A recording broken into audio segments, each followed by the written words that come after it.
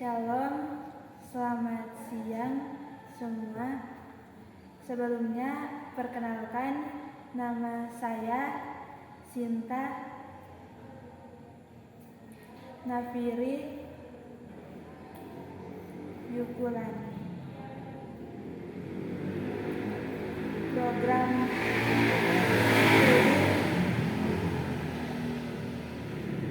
pendidikan khusus, dan di sebelah kanan saya perkenalkan, nama saya Yeskiel Paulus Lumi.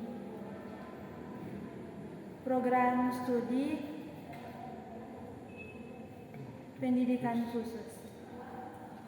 Baiklah, pada saat ini kami akan menjelaskan tentang teori motivasi yang dicetuskan oleh Abraham Maslow pada tahun 1943. Jadi pada teori motivasi ini terdapat 5 kebutuhan dasar yang dimana setiap level kebutuhan tersebut mendorong motivasi seseorang untuk melakukan sesuatu. Jadi 5 kebutuhan dasar tersebut antara lain, yang pertama, 1. Kebutuhan fisiologis, di mana kebutuhan ini adalah kebutuhan yang paling penting dan utama. Contoh dari kebutuhan fisiologis ini antara lain makan, minum, udara atau bernapas, dan tempat tinggal. Selanjutnya, kebutuhan yang kedua yaitu kebutuhan keamanan. Contohnya dalam suatu lingkungan pekerjaan ataupun di lingkungan kita tempat kita tinggal, tidak ada diskriminasi, kekerasan, dan juga bebas dari polusi dan ancaman.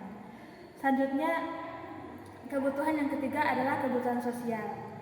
Contoh dari kebutuhan sosial ini adalah ketika kita berada dalam lingkungan pekerjaan ataupun di lingkungan kita berada, orang-orangnya itu yang bersama-sama dengan kita itu adalah orang-orang yang nyaman dan juga saling bekerja sama, sehingga dengan kenyamanan dan juga kerjasama yang baik antara orang-orang yang berada di sekitar kita dapat membantu kita melakukan aktivitas dengan baik.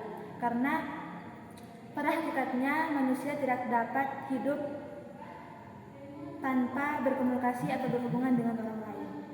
Selanjutnya, kebutuhan dasar yang keempat yaitu adalah kebutuhan penghargaan, di mana ketika kita melakukan sesuatu aktivitas ataupun kegiatan yang kita lakukan, ketika berhasil, maka orang-orang di sekitar kita akan memberikan kita pujian dan juga ucapan, di mana pujian dan ucapan itu ketika kita diberikan maka dapat menumbuhkan rasa motivasi yang lebih besar lagi untuk kita dapat melakukan aktivitas yang membuat kita lebih berprestasi.